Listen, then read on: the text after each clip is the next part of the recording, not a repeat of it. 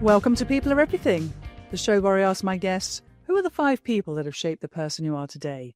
And today we are joined by Rachel Shelmerdine. This is an amazing conversation from an amazing woman who's had an extraordinary life story.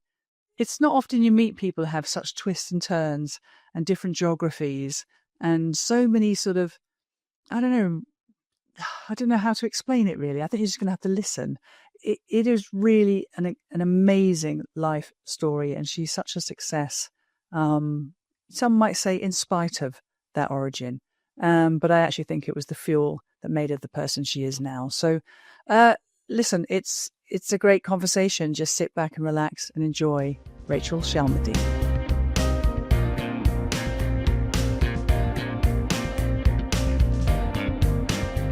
Hello, Rachel Shelmerdine. How are you? I'm very well. How are you? I'm good, thank you. Thank you for coming. This is very exciting. I know. And been looking forward to it ever since we spoke. It's what? I've been looking forward to it ever since we first spoke. And we did and you're one of those rarities that actually listened to the podcast and said, you know what, I'm gonna like the sound of that. Yeah. I'm gonna get me a bit of that. I'm gonna get me on that podcast. I think you wrote to me directly. And I saw a comment, and I think I responded to the comment, and I thought, I'm just going to say, I love your podcast. I'd love to go on. Oh, that makes you very special because that's the first time that's happened in the whole history of this. I mean, we're into season 3 now. You'll be in season 3. So, but it's going very well, Rachel. I'm very pleased. Is it? That's you said recently it was climbing in the charts, and yeah, no, I'm very happy. But yes, welcome first of all. Are you sitting comfortably and all that? And you know, it's just a joy for me because one of the reasons I do this is to meet people I'd never normally meet. Yeah, and I'm very much looking forward to this because I know you're going to get into your story and the little bit you wrote. I mean, you wrote me a fairly long message, but I was just hooked. I was like, this is a story I need to know. This is a person I need to know because it's not often you meet people with your background and your backstory. So I don't want to get strange background. That's for sure.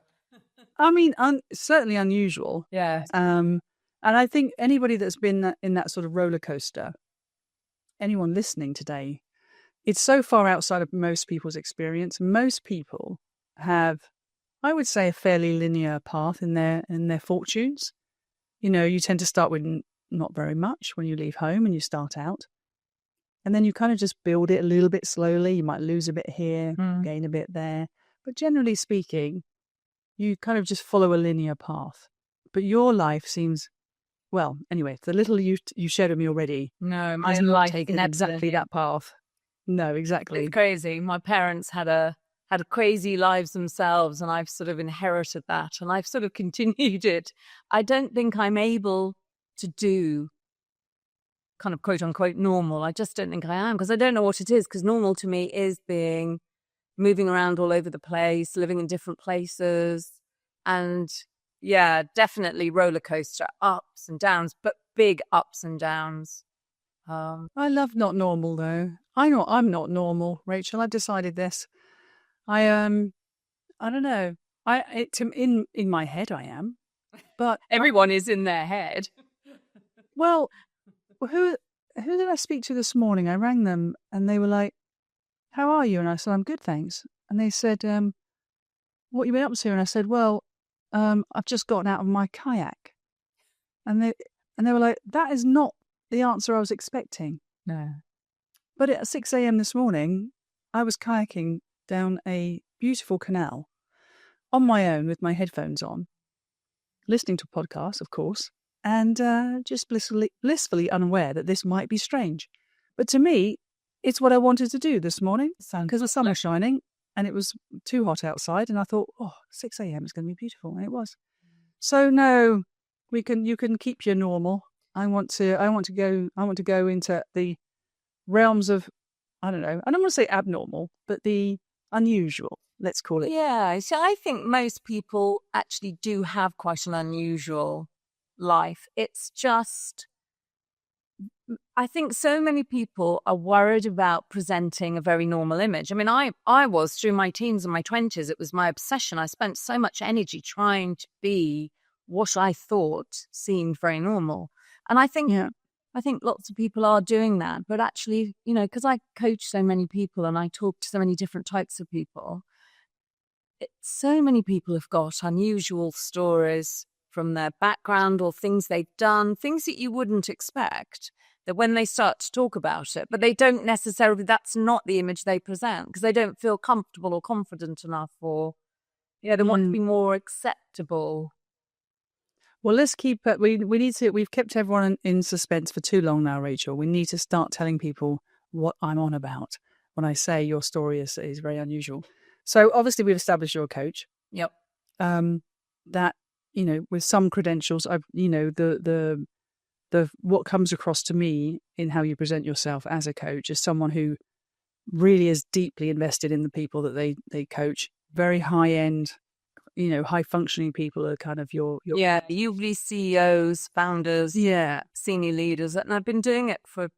I'm moving towards 26 years, nearly. Well, and it's not just coaching in the whole person thing. It's a business coaching as well, isn't it? It's actually growth strategies. It's just how to grow a business. So it's a full wraparound, is what I'm trying to say. Yes. And the thing that I'm leading to is that I think I read in some of your descriptions that it's kind of a little bit of a superpower of yours that because you came from that background, it's given you so much diversity of thought and experience. So why don't we just tell everybody, before we do anything else, who are you and what you're all about, and let's reveal what is this sort of unusual life that you've had. Okay. Well, I was born in Malta, and that's not so strange to say now, but when I was a child, where are you from? I'd say Malta. Most people had never heard of it, before. Is that near Chertsey? Yeah, And then I grew up in Libya. My father worked for American oil companies well, he was in the war. He was in the Navy. He was a Navy diver. And then after the war, he, as you can imagine, if you're a really good diver, the natural jump is to go to salvage.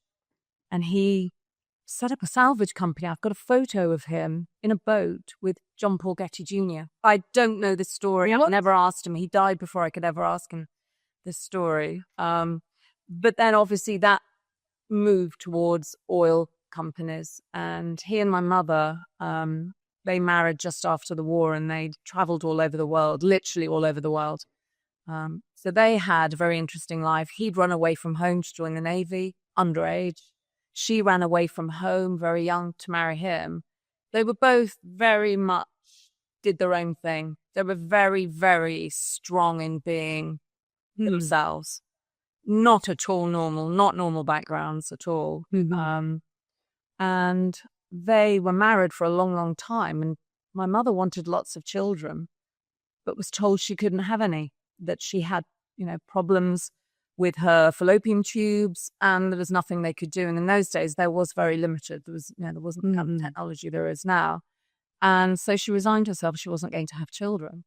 And then she started to feel ill. This when she'd been married to my father since she was 18. She's now kind of early 40s. She started to feel quite ill.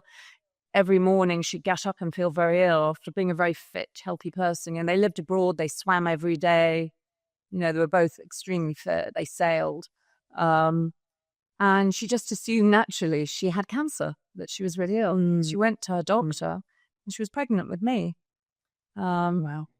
And so that was unusual in those days. It's not, being an older mother, but she was called a geriatric mother in those days.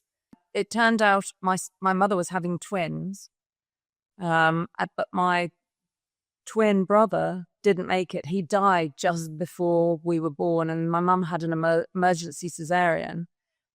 I was very premature. Well, we were very premature, but as I say, he didn't make it. And I nearly didn't make it. So I was tiny and I was put into an incubator. And again, the tech in those days, is my son was premature. The tech they have now is just fabulous, but they had very limited. But amazingly, I survived. I was very, very ill, but I survived. And my mother always called me her miracle baby because, first of all, she was told there was no way she could conceive, and she did. And then I nearly died and was told I wasn't going to make it, and I did. And I was actually, once I got through that bit, I was really healthy.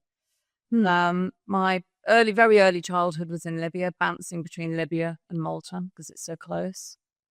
At the time of Gaddafi getting in, so the time of a lot of turmoil in Libya, lots of attacks on Americans and British in the country who lived on compounds, usually oil company compounds.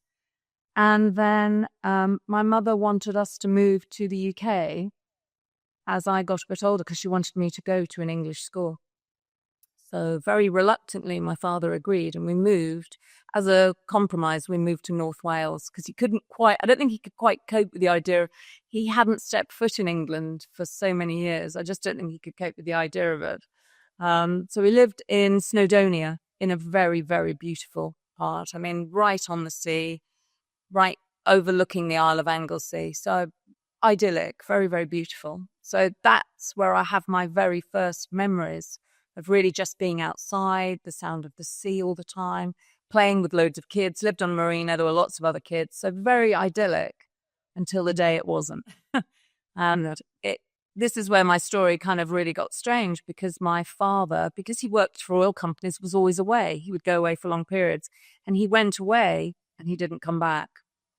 And it was almost Christmas. That just adds the kind of, Charles Dickens aspect of it. It was very nearly Christmas, a couple of days before Christmas Day. And the first thing my mum knew about it is bailiffs came knocking to the door, telling her she had 24 hours to get out and not to take anything with her because my father, unbeknownst to her, had cleared the bank account, stopped paying the mortgage and had just disappeared, completely disappeared. And she managed to talk them into letting her stay because she had a young child and it was nearly Christmas. But just right after Christmas, they were back and we left with nothing. Luckily, my mum had a car and we literally took the clothes on our back, a few toys. And I think at the time she thought she'd be able to sort it out somehow. But she told me later, I don't remember her doing it. She actually, before we drove off, she took her wedding ring off, an engagement ring, and threw it into the sea. Later, she, over the years, absolutely stony grown, she would say, why didn't I keep it? Yeah. But again, unbeknownst to me, because she had been married to my father for all those years and she'd been a corporate wife. She was an amazing cook. She did volunteer work. She used to write people's dissertations for their degrees. She was incredibly academic, even though she was expelled from school when she was quite young. She had no qualifications. She'd never worked. So she had to find a job and she wanted to find something with a roof over our heads. And so she's, to be honest, considering she must have been in deep, deep shock, she went and got the Lady magazine, which I don't know if you've ever heard of. It's a magazine. I think it's been published since the 40s, and it's for domestic staff. A lot of people who want to get a housekeeper or a butler, something like that. When they're like advertising there or something. Say Idols. It was very posh, very, very, very posh magazine, and it always used to be in newsagents. So she went and got this, and she got herself a job as a housekeeper to a very wealthy family, which immediately put a roof over our head. And she got it on the basis that, she was, beautifully spoken. She came across well, very intelligent, and she was an amazing cook. So we then began a strange, very strange life, living in different people's houses. I went to 11 different schools. Because whenever my mum started to feel as if people were asking questions Of her, we would move her on. husband. Yeah. Because we left home without her telling friends. She didn't tell her family. Are you going to get to where he went? I'm just conscious now. Are we going to get to the stuff, that kind of detail when we talk about your 5? Or are you going to tell it now and then we'll get into your 5? Because I'm just sitting there going, we just were sort of living on survival, moving around, getting by, sometimes very hard, sometimes okay. And when I was 9, my mum told me that someone had got in touch with her to tell her my father was dead. Ouch. And I I remember it. I didn't question it. I hadn't seen him for so long. It didn't really mean anything to me. And that's, I told everyone my father was dead, and I, grew up, signed, did my forms for college, father dead. And then when I was in my very early 20s, I had actually gone home to see my mum. I'd gone home from London to see her, and she had a call whilst I was there. And when she turned around, she just looked at me, and she'd aged about 20 years, and she just said, "Your father's alive and he wants to see you." Oh my goodness. Okay. I couldn't take it in. I was about 21, 22. Couldn't take it in at all. And it turned out that because my mother had left without telling anyone, she had a younger sister, and her sister had seen a piece of news where she'd seen a girl die in a fairground accident who would have been my age. And then she said it just triggered her. Oh, I have no idea where my niece is, and wanted to try and trace them. So went to the police in North Wales where we'd last lived. And they had managed to very easily track down my dad. He was living the life of Riley up in Scotland, up in the Orkney Isles, with another woman, of course, and doing very well, living very well, with all the money. All the money that he didn't give to me. And was that his? It's going to sound such an obvious thing to say now, but I'm assuming that when he left the first time, it was to be with someone else. Then it wasn't something sort of espionage or fraud or anything like that. Met another woman, and he just didn't want the mess. He just didn't want. I can only assume, he just didn't want the inconvenience, conversation, the inconvenience, just of it. And I think he got someone to contact Mum to say that he was dead when I was 9, because she had he instigated that. She'd started divorce proceedings, and then one of his old colleagues had got in touch and said, "Oh, he's dead. He's killed himself." So that's why we believed he was dead. My mum never questioned this man. She'd known this man for nearly as long as my dad had been working. But how? So your dad put him up to it, and so just ring it with you until he didn't want to pay maintenance, and he didn't want to go through a divorce because, I don't know, for whatever reason. I would have thought if he'd met someone else, it would have been easier. Then he could marry her and it could have been clean. But I suppose he just wanted to have everything, and for Mum to have nothing. Nice. I don't know. I never questioned him. Okay. Even to this day. So tell us what happened next. You're now 21. Yeah. So I found this out, and the first thing I did, this kind of will show you the kind of person I am, is the first thing I did. So this was a Saturday when this happened. On Monday morning, I was at the local solicitors to change my name, to take my dad's name away from me, because I just thought, right, okay, if he's alive and he's actually done that, I don't want to know. I don't want to know. So I changed my name to a family name. Shelmerdine is my grandmother's name. And I didn't tell people at first because it was too weird a story when I was in my young 20s to be able to tell. And I remember trying to sign my name, because Shelmerdine's such a weird surname anyway. My original name was Coleman. And I got that signature. Practiced that for 21 years. So yeah, I had that one down. So, but also, I think it just triggered so much questioning and stress. Yeah. I then decided I'm going to quit my job and I'm going to go abroad. And my ex-boyfriend had been a pilot who'd been based out of Ostend in Belgium. And I knew friends there. And Ostend, if you've ever been there, it's a sort of it's like a more seedy version of Amsterdam in the old days before they cleaned Amsterdam up. It was a port. It had grills and windows. It was a tough, but kind of, I loved it. I loved it because it was the sort of place where you could just be yourself. There was no judgment. Yeah. So I literally just went to Ostend. I took a load of stuff with me, and I stayed with a friend. I did weird jobs. I worked as a chef in a seaside restaurant where I cooked mussels and frogs' legs. I did all sorts of weird things, and then I got this amazing job.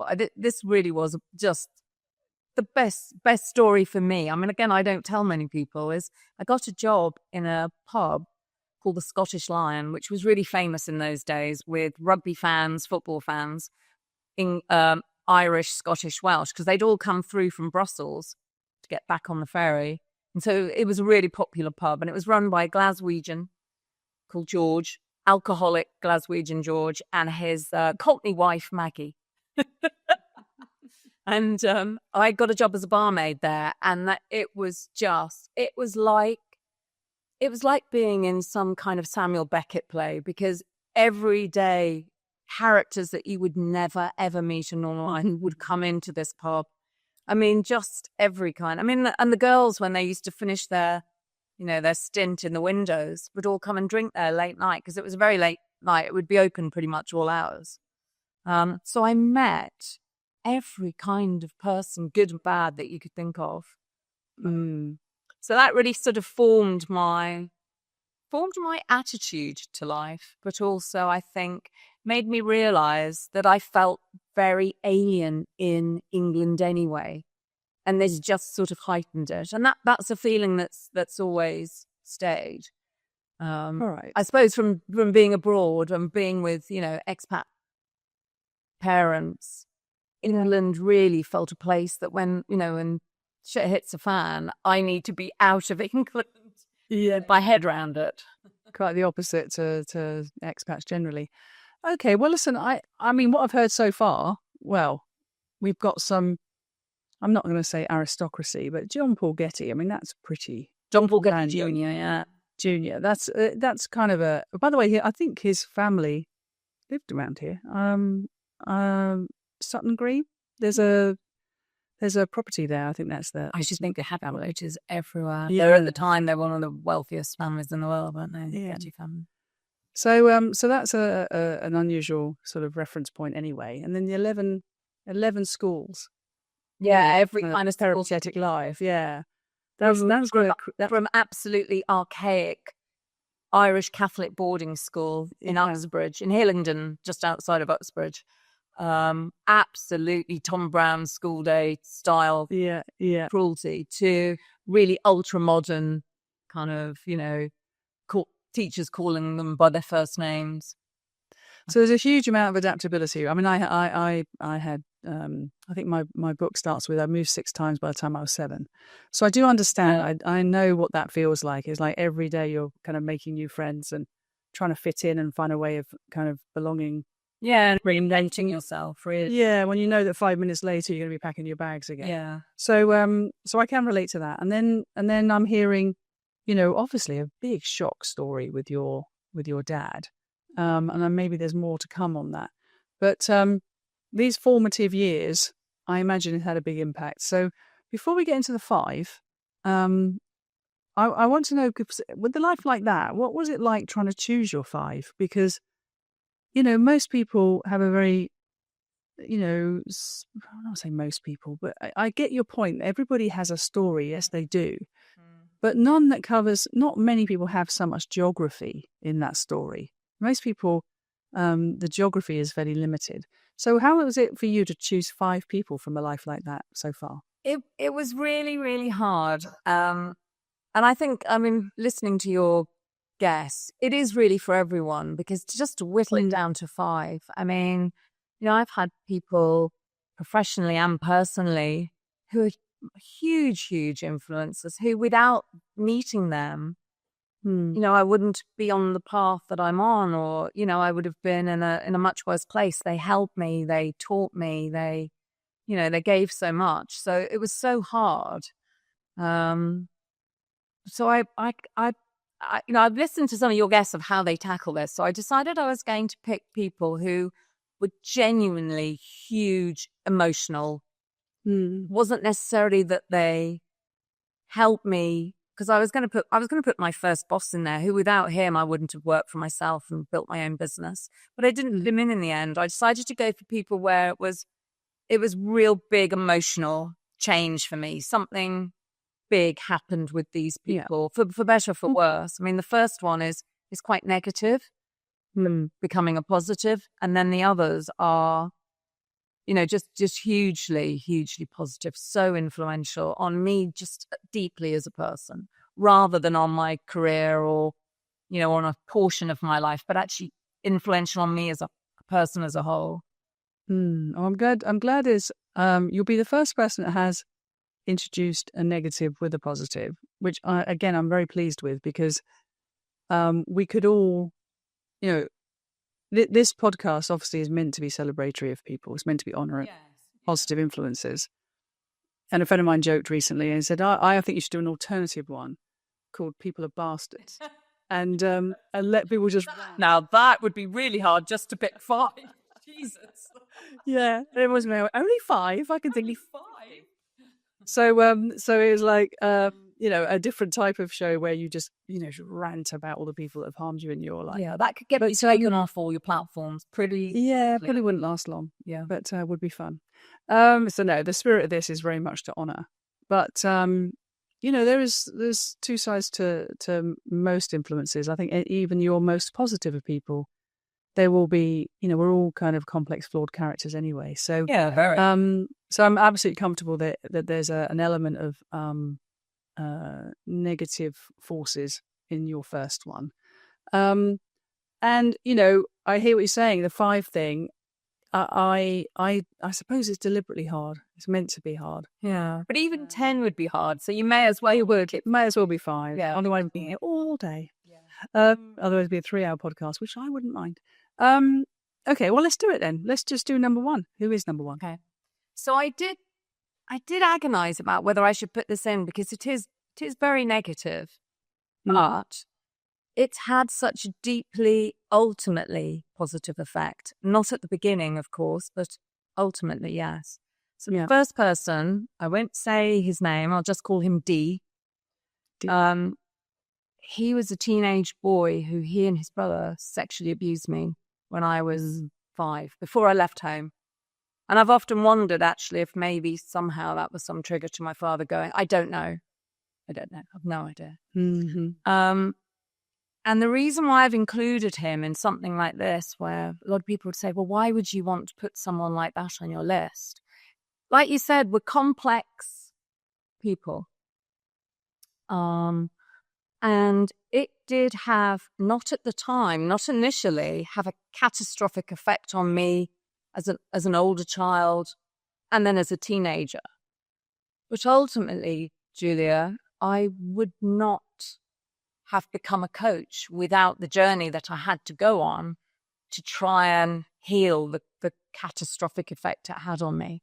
And it's made me, I think I was probably a complex person anyway, just because of my parents. Mm-hmm. Just I wasn't, even without my father going, we had a strange kind of life. My mother was very intense, kind of not a sort of typical run-of-the-mill type person. So there would have been that anyway. And it just seems to have been for, some spiritual people believe you choose your life. I don't know. I don't know if that's true. But he most definitely totally changed my life. And it could have been for the worst. And for all I know, if that hadn't happened, I could have, missed out on a lot of the pain that I had, because I had a lot of difficulties in later life as a result. But those difficulties led me to find someone who helped me, who I then wanted to become. And I've spent, my career as a coach trying to emulate what she did for me. And so as a result, it's had a positive, because it's made me help people. It's made me very human, because I think anyone that's had abuse of any kind, doesn't have to be sexual, can be physical, emotional abuse. It cracks you open whether you like it or not. It opens you up. Whereas human beings, we tend to spend most of our time trying to protect and preserve ourselves. And we seem to learn that at a very early age. And like I said earlier, we're trying to present an image that is acceptable to who we look around. And we say, I want to fit in. I want to be like everyone else.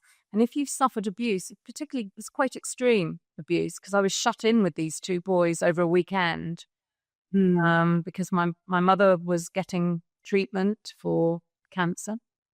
And she handed me over to neighbors who she trusted, and they took us away, and I was trapped because the neighbors, they went off and were probably going out getting drunk, and I was sort of trapped in a house for a weekend with these 2 boys. And it seems really strange to say it, but at the time it didn't seem negative. I knew them really well. I trusted them. I was 5 years old. I looked up to both of them. I played with them in a big group of kids. And so it was only later when I started to realize actually what had been done to me that it started to have issues for me. But like I said, the abuse cracks you open, and it's forced me to go on a journey to find out who I am, but also more importantly, I'm more fascinated by who everyone else is.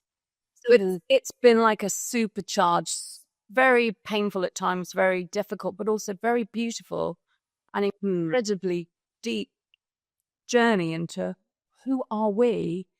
Every single time I to want to connect with them, because for all you know, every single person that you meet has got some kind of pain that they're just very good at masking. And so I feel it's made me a very emotional person. I love people. I'm fascinated by people. It's a privilege to do what I do. I'm so lucky. I love what I do. Yeah. To have someone tell you their story. I mean, you're doing the same thing. It's joy. It's just wonderful. And so although he was an incredibly negative catalyst, I can't deny it. I would be lying if I didn't say he's the first really massive catalyst in my life. And somehow, through luck or through my own strength, I don't know, maybe a mix of the two, it's led me to something very beautiful.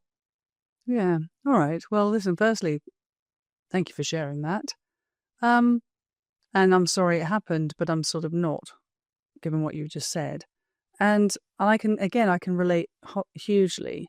And it's uncomfortable, isn't it? People listening now are feeling probably a bit uncomfortable. I remember writing about some abuses in my book. And somebody I knew, a neighbour, he said, I love your book. He said, but did you have to write that chapter? And I was like, I'm not going to not write it because you're uncomfortable. Yeah. But people generally can be quite uncomfortable when there's abuses. Mine were a mix of sexual and physical. And I know what you mean by having your sort of protective layers kind of taken away. Yeah. Because I think that's the nature of abuse. It's such a violation of that the protectiveness of family, of friends, and it's a removal of the shroud of protection, actually, I think. And of trust. And of trust. So at a young age, you definitely need to be able to trust people because you're so vulnerable. Exactly. But then in a perverse way, you then learn, oh, I see. That it's an illusion. Yeah. It's all an illusion. Yeah. And you've got two choices then, I think. It's unconscious, but you either go, right, that's it. I'm never going to engage with anyone again. I'm going to retreat into myself. Or you do what you and I have done, which is, I've already been so harmed. I do know what that feels like. I survived it. Yeah. I know I can overcome anything. And actually, what it's really taught me is the complexity of the human condition. Absolutely. And my need to connect with people.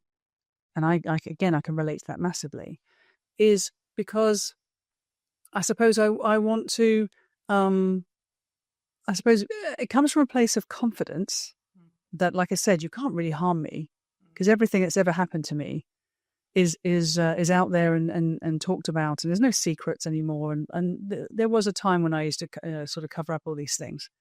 So you can't harm me, but by having that abuse, I understand what it is to suffer. I understand what it is to be, like you say, to be locked in, to be trapped, to trust someone who then violates you. And that gives you such a direct line into humanity, and all its complexities.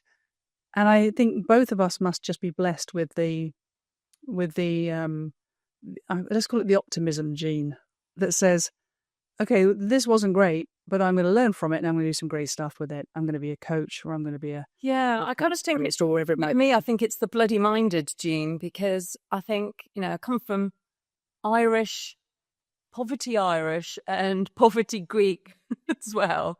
My mother always said, we just come from peasants who have walked over mountains barefoot to get to a home. So I think it's kind of bloody-mindedness as well. The real desire to survive, but also it's really strange, Julia, even in my hardest times, and I've had lots of hard times since then, because it's abuse creates anomalies within you. I'm a complex person. But can I just say something else though, before we sort of keep going on that tip, which is, and this won't be a shock to you. You'll go, oh yeah, but that too. But really more for the listeners. Again, when you've had an abuse like that, it's a break of trust also with your own self and your own family and all the people that you say very close to you, and that need to connect. I think it's just forever filling that hole. It's forever filling that gap. For me, anyway. I know that I have very close set of friends, and the only family I have actually is my three siblings. But there's a need in me always to connect and belong. Yes. And I think it is that disconnection that we suffer with as children. And yes, we've overcome it, and you've got the bloody-minded gene.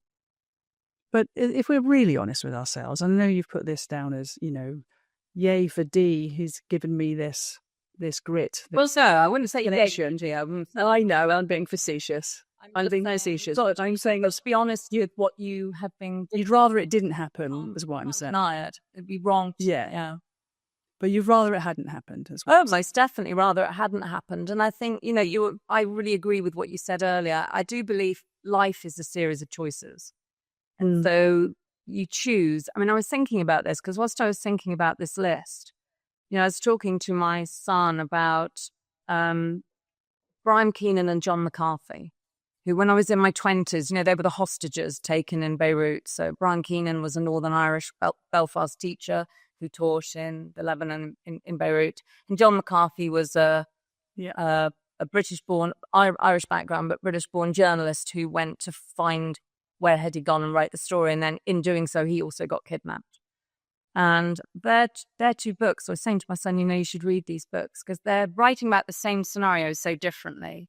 But they're essentially writing about how do you find and retain your sense of self and dignity, even within the most difficult situations. I mean, for years, they were chained to radiators in isolation before they were put together.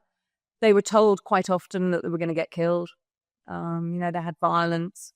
So to be able to retain that sense of self and dignity, very much with Brian Keenan, his book is very much, maybe because of what he saw in Northern Ireland, is about you can only have dignity if you stand in your truth, your freedom. Yeah. All is dependent on you standing in your truth, whatever that is.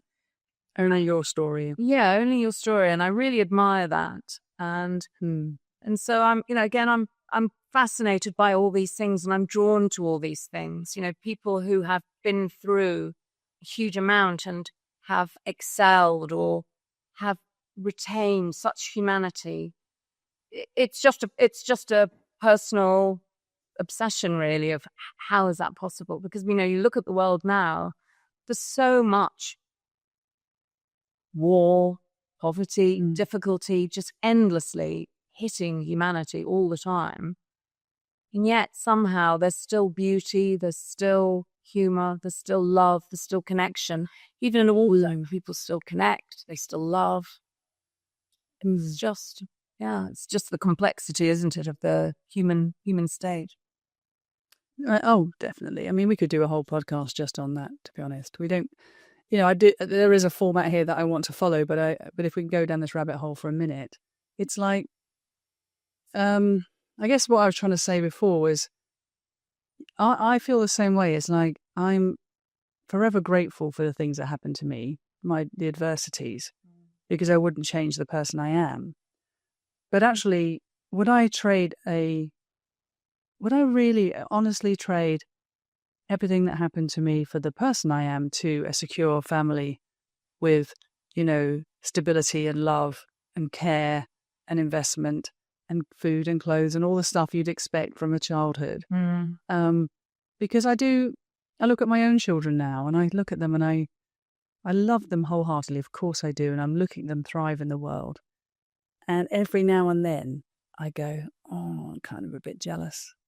Because I think, but in a really, if the smallest way you could write a J, at the, tiny little J, the word of jealous, teeny tiny J, because or maybe envy is the better word, but it's like, what I've provided, my ex-partner and now my new partner, what we've provided in terms of stability, security, love, protection, in investment, etc., all the things. I'm very obviously love giving that childhood to them, but it couldn't be further from the reality of mine. So much as I celebrate, and I do know what you mean, much as I celebrate the happenings, as a measure of the thing that's shaped me and made me the strong, resilient person. Deep down on a 4 a.m. when I don't have to kind of explain myself to anyone, I'm a little bit like, oh, I could just do without all this struggle. I could do without all this. I sometimes don't want to take a day off from myself. But anyway, listen, we could go. Should we have another session called "Let's sort our childhood trauma out"? Yeah, tiny J. All right, with a tiny J for jealousy, teeny tiny one. Okay, well, listen, that's sort of set us up nicely for the next 4. Yeah. Because I imagine, knowing the bit I do know about you getting into this podcast, there is a lot of, I'm expecting anyway, a lot of love and recovery coming, and lots of good people that have come into your life and helped you through all of that and to become the person you are. So let's move on to number 2, please. Okay, number 2 is my first really, really close childhood friend. At the last school that I ever went to, they actually kicked me out in my first year of doing A-levels. I got asked to leave. We're not expelled, Rachel. We're asking you to leave. But I met her when I was 11. So my last school after all these endless schools, and her name is Tracy Alice Gilby. And I met her really, really early on. I just was drawn to her. She looked totally different. She didn't look like anyone else. She had different coloured hair. She had black hair and bleached ends, or sometimes it would be bleached and then black. She always looked different. She wore totally different clothes. And I remember sitting next to her in a humanities lesson, and she had a book on Lou Reed. And I was like, who's that? And after that, who's Lou Reed? And she was like, you need to come over to my house and I'll play some music for you. And she played Lou Reed, early Bowie, just stuff I'd never heard of. She's the first person that got me into Samuel Beckett. She was 11. She read Bertolt Brecht. She was just into really, really, she told me about the Bauhaus movement, all this when we were 11. Yeah. She totally subversive. She was subversive. Yeah. She was very introvert. So but she's still a little bit like I was saying. She just, about Brian Keane and John McCarthy, she very much had a deep strength of being herself, a really strong sense of herself. It was unusual at that age. And she wouldn't compromise, even though she was very shy, very introverted. She would not compromise. And in the end, she would get suspended because the head would say, you need to make your hair normal. You can't have it half and half. And she would say, no. Or she'd be wearing, a badge on her blazer. Could be anything. Could be a pop. Just to be, doing it because she never did anything constant. Not to be contrary. No, it'd be contrary. It's just expressing itself. She wanted to look how she wanted to look. She wanted to be her own person. And that totally influenced me. Just that, all other kids were so normal. They were so just average kids. I mean, maybe, under the surface, of course, they weren't. But she's the first person I ever met who really was totally different from the norm and totally comfortable in it. And we became best friends. I mean, just absolutely. Yeah. She was like my sister, just best friends. But isn't it interesting for someone who's, I would imagine, looking to fit in and do the normal, because usually as kids we don't want to be looked at, really, do we? No. Because we want to just fit in and just, that's the whole point of the uniform thing, isn't it? But for you, with your lifestyle, to actually go, and the first person you're attracted to is the one that doesn't fit in. She was doing all my inside stuff. She was comfortable enough to do on the outside, because I've always been, I used to say I'm terminally neat. That if I get, if I die and I have my gravestone, it's going to say on it, she was neat. Because I'm very tidy. I like order, I suppose that's, the result of moving around a lot. I like order. I like tidiness. I like everything on together on a plan, to-do lists. But inside, I've been told by friends, I've been told by, partners, I'm one of the most bohemian people they know, even though I don't look it. I look, when people meet me, they think I'm, classic David Cameron fan. I'm an anarchist. I'm a complete anarchist. I don't believe in any politics, but I look like a very normal, acceptable person. And I've learned over the years that that's an amazing tool to have, because, you can get to talk to people that if you're being really extreme looking different, people won't talk to you. You're scary. But Tracy wore it on the outside, definitely. And, but just her thinking, she was an amazing artist. She was always doing strange drawings. She was always doing caricatures of the teachers in really horrible situations. They'd be hanging on the back of the door of the chemistry lab or something. She had very dark humor. Just a very interesting person, very funny. And are you still in each other's lives now? Or? No, gosh, no. I haven't spoken to her for years and years and years, because I've carried on my gypsy lifestyle, moving around, living abroad.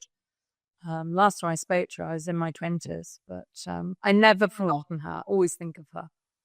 She got me into good music. Got me away from probably listening to Dollar and Bucks Face, and got me to listen to proper music. Do you know Dollar was the first cassette tape I ever had? Dollar, yeah. Dollar and ABBA. Yeah. I had I don't know if you remember, it's just the 80s throwback now, but you remember when the Sony Walkman came out? Yes, and that was when I first started working, because my boss gave me a Sony Walkman so I could do the tube journey. Oh, wonderful. Well, back in the day, that was the aspirational one. But no, I had a Binatone, which I was blue, and the sort of window where you put the cassette. Anybody under 30 right now is going, what is she talking about? What is a cassette? What is this cassette thing she speaks of? But there was a button. Yeah, exactly. And it was the front flap would always fall off. So eventually I took it back, because I bought it with my own money. I took it back so many times. They said they gave me a discount on a Sony Walkman, and I got a Sony Walkman. But the Dollar was, that is what you safely listened to as a kid. That was the fitting in band. Yeah. Pure pop, fitting in, nothing. You're sitting on a challenging year. Yeah, so you can talk about it the next day. No, not with Tracy. She's listening to really weird Iggy Pop from the early 70s. I mean, that is pretty extreme for an 11-year-old. She was out there, but she totally changed my life. She gave me the confidence then that I could. She they call it a freak flag, don't they? The Americans say it's wear your own freak flag. She gave me the confidence to completely wear my own freak flag. I was still neat, but then it allowed me then. I don't have to follow whatever everyone else is doing. I can actually have my own music, read my own books, and that just freed me. And then I went off on the path of finding what I love. And did you ever do the two? But did you ever have the two-tone hair, Rachel? Yes. You did? It's so sad, isn't it? Becky Bondage. I didn't copy Tracy's. Without telling my mother, when I was 15, I went to a backstreet hairdresser's in the little town where we lived and told them to peroxide my mousy hair, my mousy, shiny, very boring, probably page boy or something, peroxide it. And then I wanted pink tips like Becky Bondage. Pink. Wonderful. So I went home looking like that, and my mother didn't talk to me for 2 weeks. She actually just closed the door on me and just went no. And she wouldn't walk with me down the street. She wouldn't take me shopping. She was absolutely deeply horrified by it. Well, I don't want to keep parrying your story with a story of my own, but I can't help it on this one. I used to have very long blonde hair, and I remember once going in, and I think it was like literally from long blonde hair to a number. Anyone know what number 2 is? Number 2 grade? Yeah. Number 2 grade. Cropped haircut. And my dad opened the door and he went, "Oh, Julia," like that, which was as powerful as not talking to me for 2 weeks. Yeah. He never recovered from me just doing that. But here we are. We do these things as kids, don't we? We have to push our boundaries and we have to try things. And as long as we don't do it now, although quite tempted sometimes, because it's a lot of eating, it's a lot of maintenance. You've got to keep pushing boundaries because there's no such thing as boundaries, really. No, I meant having a really short haircut, so I can't be bothered to just. No, sometimes I think I will. Shake it all off, yeah. All right. Well, listen, she sounds amazing. Well, actually, Tracy Alice. I'm sure she still is, wherever she is. Yes. Well, here's to you, Tracy Alice Gilby, if you're listening. All right. Number 3. Number 3. I hope you don't think this is naff. It's actually John Lennon. Okay. And I had to put him on because, again, a bit like Tracy, he totally changed my life. But I would say him and the Beatles kind of saved my life because I came across the Beatles. I'd never heard them. This is probably late 70s, 78, 79, and Help was on TV. And I remember just standing, I never sat down through the whole film, just standing close to the TV screen and being utterly enchanted by it. And it was when I was going through an endless rough time. I'd just come out of this archaic boarding school, which really was cruel. I mean, the girls were cruel, the nuns were cruel. It was in a great big ramshackle, probably former posh house, big, posh kind of manor house. It was really, really hard. I ran away often and got taken back, and it was awful, just awful, and real hardcore Irish Catholicism shoved down your neck, always going on about the devil. And no joy, even laughing. We're just given lines. If you laughed in the corridor, you were given 200 lines. It was really, really hardcore, very old-fashioned. And so I'd just come out of that and we went to a day school, still Irish Catholic, but a happy, clappy nuns, with the guitars singing about Jesus. Jesus is your friend. Yeah. The Beatles just came into my life when Help was on TV, and I just fell in love with them, and particularly fell in love with John Lennon. And then I remember my mum actually woke me up in the middle of the night because she'd heard on the World Service that he'd been shot and killed. Mm-hmm. She actually woke me up to tell me because she knew how much. I was just totally in love with him. Yeah. And that just sent me into a deeper sort of obsession with them. I read every single book on them. I had their pictures all over the walls, but they led me down different paths. So I was interested in all of them. I was in love with John Lennon, but I was interested in all of them. So like George Harrison, when he got into all the Indian mysticism, playing sitar with Ravi Shankar and things like that, I read the Bhagavad Gita, as a kid. And so I was trying to read the Bhagavad Gita, and it took me down different paths. I read anything that they read, I read. If they mentioned a piece of music, I would then listen to that music. So it really expanded my world from living in a little town. It really expanded my world. Isn't it? I had this obsession with John Lennon for many years. I mean, it probably didn't die down till I was probably in my 20s. But isn't it interesting that in your front room, you're transported or they're teleported into your front room? Yeah, they're transported. So they're teleported in, these 4 guys who you'd never normally meet in any other circumstance, suddenly having this huge influence on every direction of travel that you were likely to do. Even becoming vegetarian because, I thought, well, because George Harrison became vegetarian. I thought, okay, I'll become vegetarian. So I was vegetarian for about 10 years after that. So, yeah. Can you imagine? I mean, I often try and think about what's it like. So if we go back, I think we're roughly the same age. So the teleportations that happened in our world were the occasional band like that coming along and absolutely blowing our minds. Yeah. An occasional bit of news might come through and land. Yeah. Didn't read Prince. Yeah, because we didn't read newspapers as kids. Takes hold of it. yes, as a kid, you're not going to read the paper. No. Occasionally the telly might be on and there's a news item. Yeah. There was a handful of really disturbing things in the 80s, like, the 3-minute warning videos. That was very disturbing. I think for our age, that totally, I mean, again, coming back to Tracy, she, with her strange kind of dark cartoons, she did a lot about people surviving because they said you needed loo rolls, baked beans. Yeah. And she would draw pictures of stacks and stacks and people making shelters out of baked beans and loo rolls. It was very traumatizing. And it traumatized an entire we were 1 minute generation, right, weren't we? They said, and we were going to have a nuclear war with Russia. Yeah, so it was all very, but those things broke through now and then. But the majority of our preoccupation was, knocking up our mates and seeing if we can go and play in the local field. Yeah, or our worldview was very small. So something as dramatic as a new rock band would have had a massive impact. Or an old, because they, of course, they'd been and gone by then. The Beatles. I mean, this is the late 70s. They were.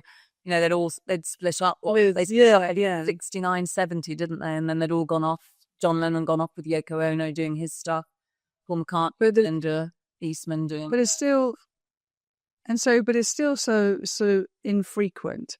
But then I think, what's it like to grow up now, when teleportation is the entire world into your house all the time, and all the time, 24/7. And I read an article the other day that said something like referrals for mental health, something or other, cost 700,000 in 2013, is now gone to 295 million. Yeah. And everybody and nobody wants to admit that it's social media. It has to be. It can't be anything else. You could say it's additives. You could say it's additives. You could say it's food. You could say, but and it could say it's awareness. You could say all these things, but I do worry. I look at this young generation now, and I just think they are so burdened by the world. Yeah. There's so much generation who really suffered from it are millennials, and everyone gives millennials a hard time, but they're the first generation to have mobile phones all the time. You're on all the time. You're able to be photographed all the time. You're tagged, and you've got social media bombarding you from all directions. And I think that generation. I mean, I had a nanny for my son, sort of like a mother's help during a summer holiday, and she's a student. She just graduated from uni, and she said, "My generation, we're the first generation that had. You couldn't go anywhere without being photographed, and somebody would upload it to their Facebook or their Snapchat or whatever, whatever was around in those days." And she said all her friends in their last year at school, when this sort of social media really, really took hold big, all self-harmed. Yeah, that's what I mean. I guess what I'm saying. The rate at the uni she went to was huge. Yeah. But that I think we're saying the same thing and we're agreeing, which is that there are other things too. I do think the things you mentioned quickly, I do think they sort of help, because to find real food is really hard. I'm lucky I live near a really good local organic farm shop. They grow their food. But a lot of people, if they're living in towns and cities, you're kind of eating food that isn't really food. Even the vegetables and the fruit, it's been sitting around in a warehouse in dry ice for ages. So our brains probably aren't nourished. There's more stress. And also the 24 news is giving you a vision of the world that is perpetually dark. And even though there are aspects to the world that are perpetually dark, we have, seem to have ongoing war all the time, it makes it that there is nothing else. There is no hope, because, of course, day to day, in between, what's going on in the news, that there is, daily connection, this human connection that we talked about at the beginning. But I think that news and social media sort of cancels a lot of that out.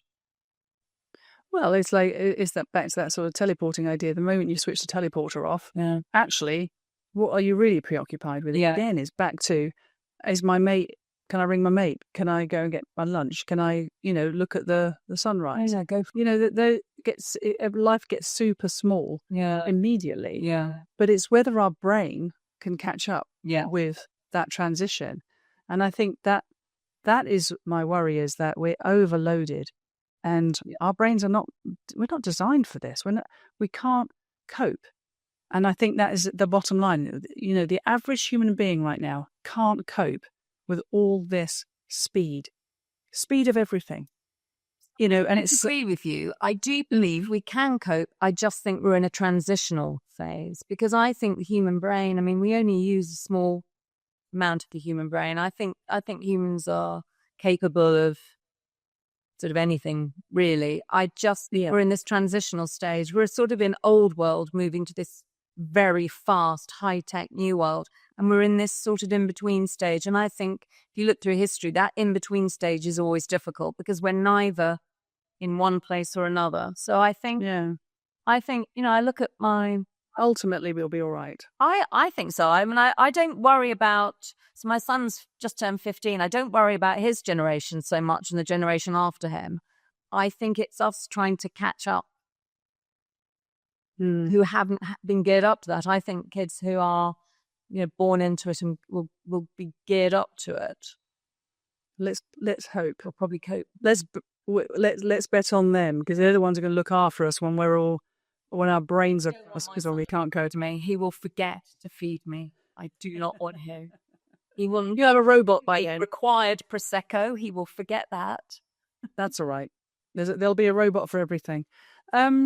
Okay, fine. Well, I do hear what you're saying. I guess the point I was making is how wonderful that at that young age, a band could have had such a massive influence on every aspect of your life. And reading books and philosophy. Yeah. Again, a bit like Tracy, the two together just enriched my life. My world became huge. And transported you, which is nice. Yeah, definitely. Good old John Lennon. And he wrote a tune here and there, didn't he? He did what? He did write he wrote a tune here and there. He did, yeah. Did write a few good tunes. Badly. He was a tricky, complex person. I don't know that I would have maybe necessarily got on with him if I met him in person, but Never meet your heroes. As a young child, no, you don't want to meet any of your heroes, really. As a young child and through my teens, he was just what I needed. He was the man. Wonderful. All right, well, good old John. Okay, number 4. Who's number 4? This was the hardest one to choose, because this is where I had loads of people I could kind of slot in. And I decided to go with, he's an old man now. He's 90. His name is Leo Rutherford. Anyone that's done any kind of shamanic work or has done workshops around spiritual stuff or has been to Glastonbury, sort of different spiritual festivals and things like that, they will know him. He doesn't call himself a shaman. He's a shamanic teacher. Like I say, he's 90 now. He's pretty much almost retired. And I met him about 12 years ago. And I was looking to explore. I wanted someone to be like a teacher, to be a guide, to moving into more spiritual stuff and explore these things. And I was just so lucky to come across him, because he looks like Father Christmas. He's got white hair and a white beard and a jolly face and kind, just oozes kindness, gentleness, authenticity. He's absolutely real, very real person. No new age claptrap at all. He speaks about spirituality and shamanic knowledge, from native tribes all over the world. He speaks about it without any sentimentality or adding any new age stuff onto it. It's totally authentic. And he was such an influence on me, because he said, come and see me. He's come here, get in the car, come and see me. Come and stay. I've got a shamanic circle on. Come over and stay, because it was a long journey for me. I'm in Dorset. He said, because I said, what is all this stuff? And he said, I'll demonstrate it. He said, let's go on a shamanic journey. I was like, okay. Now, although we have established on the inside, I'm a bit weird. I don't think kind of down straight lines. I haven't had the chance to, I've had this strange life, but I'm also very neat, very orderly. I like a kind of normal, like a bit of structure, very structured. And he got me to lie down on the floor, and I put a scarf. He put a scarf over my eyes, and he said, "Okay, I'm going to take you into the underworld." No visual. No, I'm not a very visual person anyway. I had no visual. What does that mean? And he knelt very close to me and played a shamanic drum, which is a bit like an Irish drum, like a baron. It's just very rhythmically. And I immediately started to see really bright colours. It was a bit like, sort of like an acid trip or something, really, really bright colours. And they were coming in waves along with the rhythm of the drum. And he talked me through, he made me visualise a huge tree. So I was then going to walk around and there would be an opening into the tree and I was going to go down, down, down into the tree. And not even though, I was kind of quite cynical before I started this, as I said, I'm, structured, I'm quite uptight about stuff like that. I don't relax very easily. I totally went into this world. Everything else, Rachel didn't exist. The outside world just gone. And I went into this world and there were these creatures there. At first, they were quite misty and quite hard to see. And they were sort of like, I suppose, like fairy people. They were like butterfly people. They had big, big wings. And they were all quite murky at the beginning, sort of khaki colours, browns, couldn't really see them. And then they got brighter and brighter and brighter, and they're beautiful. And the weird thing is, Julia, and someone who's not done this, it will sound utter rubbish, but they seemed really real. They didn't seem real, but they were real. They were very three-dimensional. He was playing the drum and just saying, what do you see? And I was in this world with all these beautiful creatures, and I looked across, and there was me. I could see me. And I was in a conker shell, like a horse chestnut, spiky conker shell. And I was just, I was lying down, but in my head, I was like, what on earth? Leo said, what do you see? And I said, I see me. And he said, well, go and interact with you. So I went over and I said to it in my mind, I said, what are you doing here? You're not meant to be here. And it went at me. And I said, you're not meant to do that to me. You're me. You can't do that to me. You're on my side. Yeah. And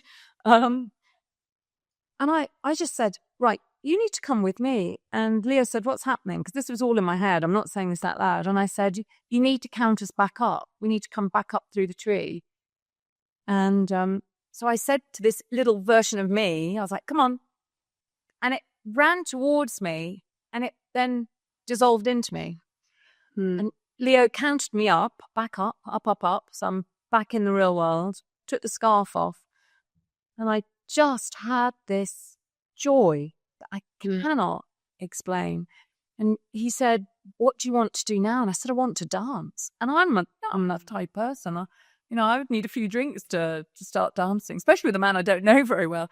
We danced around his room and I just felt this absolute joy. And then I sat down and I explained to him what I'd seen. And he said, in shamanic terms, you've had what's called a soul retrieval. So they believe that whenever you get hurt or something big, catastrophic happens to you, a little piece of your soul, a little part of you goes off, gets splintered. A little bit like Harry Potter, which Voldemort does with the Horcruxes. There's a bit of his soul every time he does something bad. And that you can't fully be yourself until all the parts of you are sort of back in one place. And I don't know that. I'm not a shaman. I don't follow shamanic thinking, but this most definitely changed my view on life. And afterwards, I felt joyful on a high for at least 3 months without a break, no matter what happened.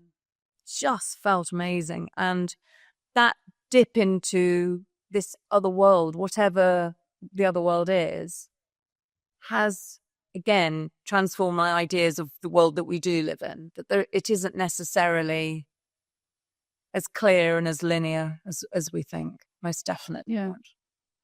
Amazing. I like the sound of that. I mean, what do they call that stuff? They say, I don't know, it's a psychedelic, isn't it? Psilocybin? Yeah, psilocybin, which is mushrooms, or there's ayahuasca. Yeah. People go and do ayahuasca. Yeah, similar sort of thing, trying to kind of find a deeper meaning or a deeper connection. A deeper meaning, yeah. Ayahuasca is supposedly meant to take you to a place where you sort of you quite often are confronted with things you've done which you're not particularly happy with or not proud of, things you're ashamed of.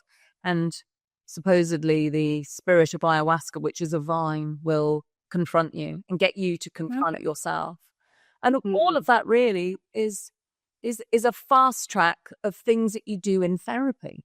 I mean, I'm not a therapist, I'm a coach, but you're trying to constantly uncover who you really are, and to also then process anything bad that you're still carrying around with you, so that you can be lighter, freer, more living in the present world, rather than constantly attached to whatever's happened in the past that's bad and still has a grip on you. No, that makes a lot of sense. And I think that people do these, psilocybin or magic mushrooms or ayahuasca, in order to have it's almost like a fast track. Yeah. To get it. With Leo, I didn't need drugs. It was just a drum. Yeah. It was a drum vibration. Well, so the nearest thing I can relate to on that was, and it's equally profound for me anyway, was I went to this ancestral healing group, which I had to be dragged to be honest, because I'm like you. I'm like, why? How is this going to help? But a friend of mine said, no, I want you to go because one of my sort of, I don't know, I suppose areas, let's call it that. One of my areas of focus is, trying to kind of understand, where I've come from. So I didn't know my mum at all. And, was that kid that wasn't held and rejected type. And so I've always struggled with my ancestry. So I was like, well, if I don't know my mum, which means I don't know my grandmother, which means I don't know my lineage, my female lineage. Yeah. And I know plenty about my father's lineage. But, you are two parts, aren't you? You don't just come from one person, as you know. So I was encouraged to go to this ancestral healing thing. And similarly, there was some sort of drum being, I know what you mean. It's like a dum, dum, dum, yeah. Look, it's really rhythmic. And all these people were really kind of getting into it. And I had like one eye open like this going, what is going on? And so I was in a room full of complete strangers. And I was totally ready to resist the whole thing. I was just like, I'm not listening to this. I've come here now, I'll give it a go. But the rhythmic drum, it just kind of soothed me. And before I know it, because my thing was like, where do I get so much of who I am from then? Because in my head, what I did know about my mum was I couldn't be more different to her. So it was like, where does this all come from? And I'm a bit of a sort of strong leadery type, and my mum was very much not that person. And anyway, so I'm having this dum thing, and I'm sort of drifting off, and like, I can't believe I'm saying this. Hey everybody, get ready. Here's a little insight from me. I was riding on the back of a dragon in my head. I was just I was really there on this back of this dragon, and I was swooping around all the trees and like really like feeling extremely powerful because I'm riding on this beast. And as there's a clearing that opens, it's all in my mind's eye. And there was a lady who had like a brush or a pitchfork or something, and she obviously looked pretty badass to me. She looked like the boss, and she was in this little clearing with like little mud huts, and she sort of just looked up at me and gave me a little recognition nod, as if to say, "All right, yeah, this is your ancestry. I am your ancestry. This is where you get your strength from. This is where you get your resolve. This is where you get your leadership qualities and everything, that your resilience, etc." And I didn't have that joy thing, but I felt very peaceful. I felt very like, oh, okay, I'm now connected. I now understand. That's really nice. Yeah, really. Where my lineage came from. And I agree, looping back to your statement earlier about our brains, I completely agree with that too. We're so much of our brain's potential we have no idea about. Yeah. And any of this really, we're all still figuring out, just the basics of how not to destroy each other. So it's like this higher level of understanding, yes. Is within us, but we just need to get out of the way, I think. But yeah, I can totally relate to that. I think Leo sounds like an absolute legend. He is. He's wonderful. He's very well known. He's just this very beautiful soul, and he's put me on a pathway. I have a spiritual teacher now who I see regularly. I meditate.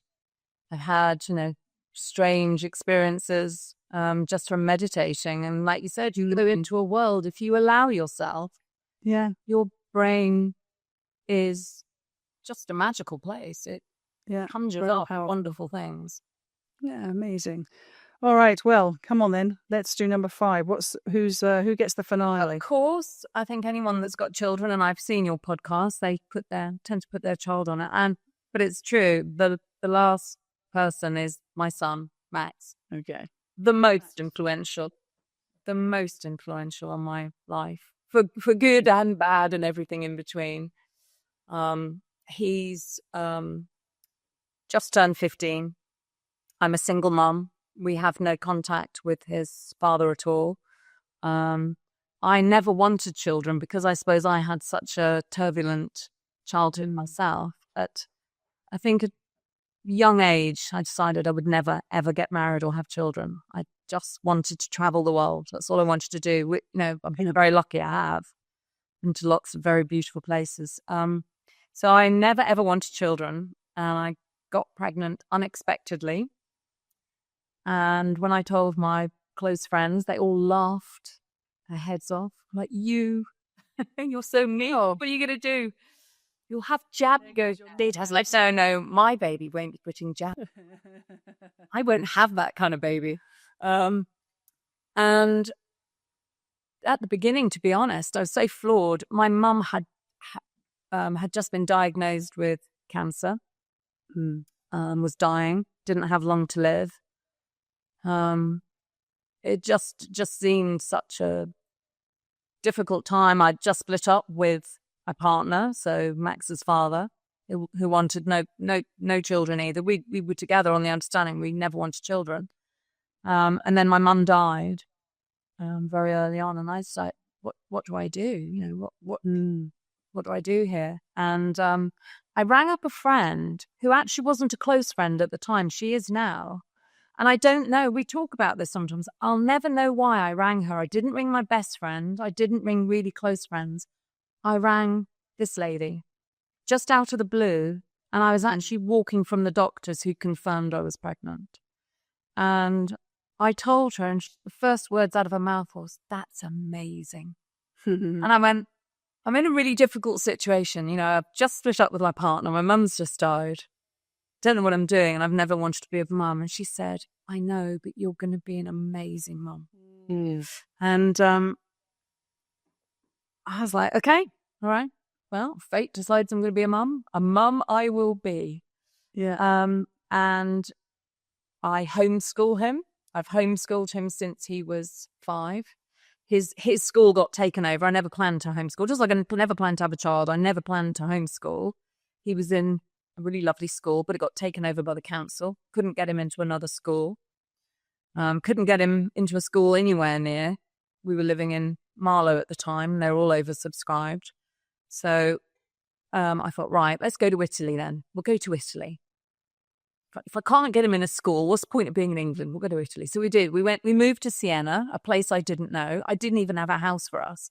It all just sort of slotted into place. We ended up living in this beautiful villa in the middle of vineyards and olive groves. And out of our bedroom windows, we could see the dome of Siena glinting in the sun.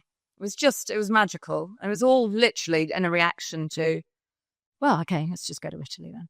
We'll just do Italy. And he's on my list because he has taught me more about being a human being and more about myself than any therapy or reading or spiritual work or talking to friends or, late night chats, over big drinks where you're kind of trying to analyze life and yourself.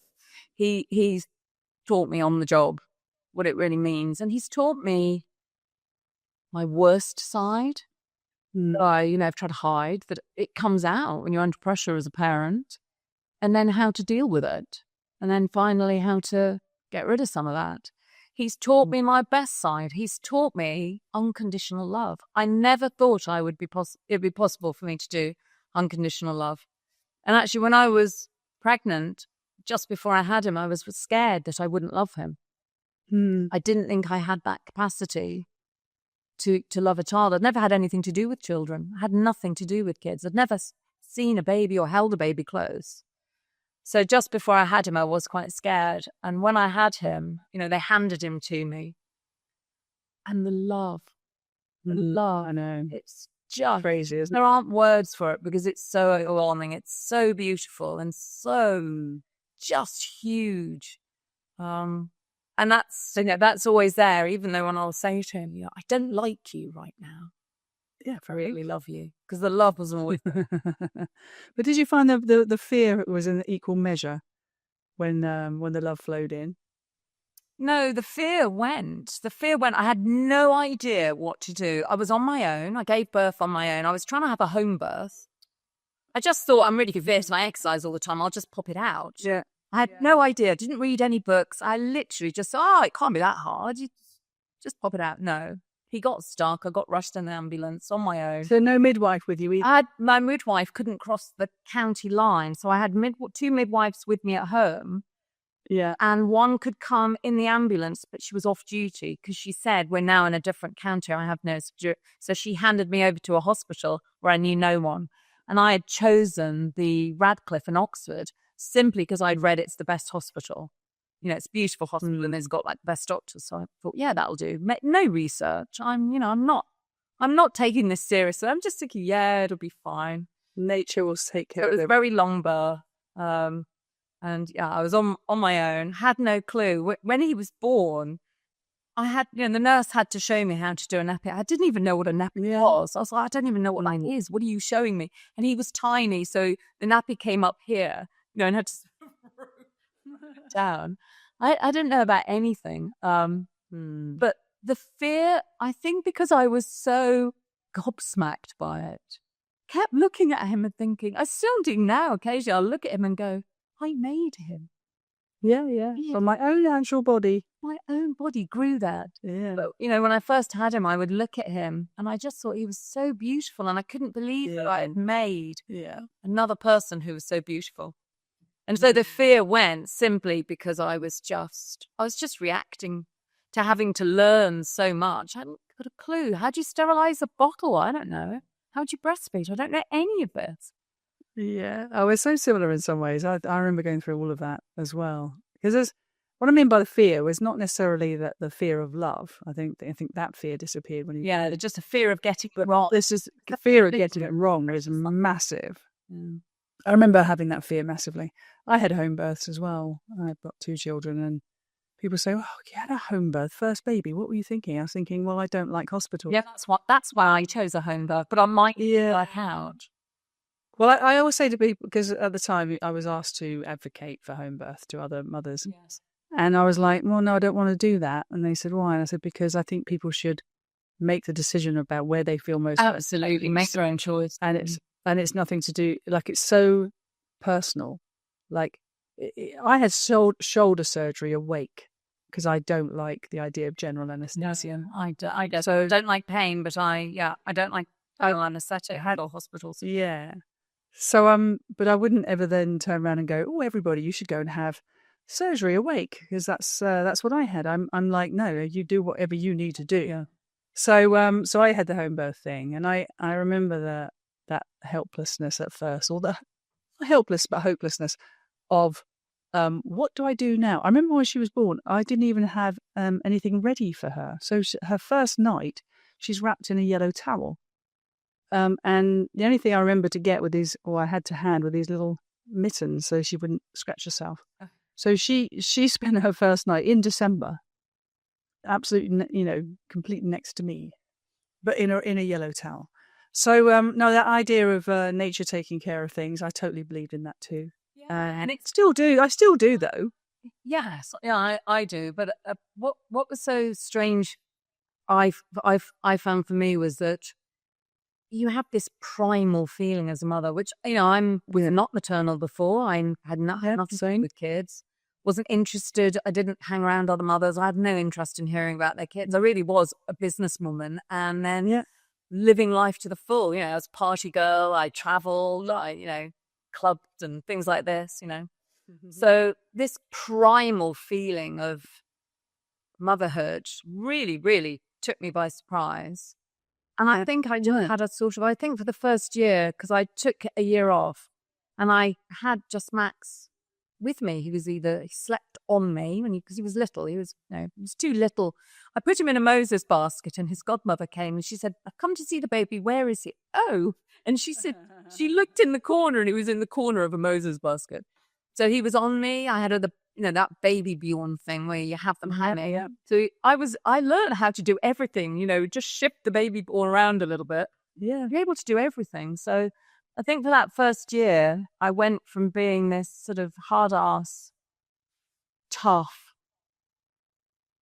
businesswoman type to just having a love affair, really falling in love with my son and falling in love with motherhood, to be honest. And then just realizing how harsh I'd been on friends who had kids and how much it changed them, and me thinking, well, why is it such... Yeah, she has a kid. What's wrong with you? And it just, so it changed my view of everything. And Max every day changes still my view on everything. I mean, he's much brighter than I am. He is a real super brain.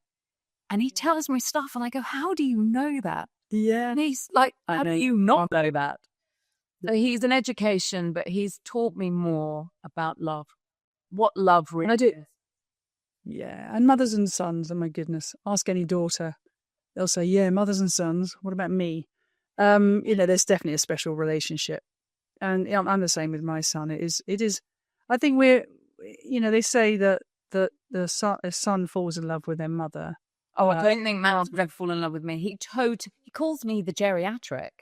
No. And that's babies are young friends when he's on the phone. Oh, the geriatrics just come in. I don't. But I would never be a role model for Max.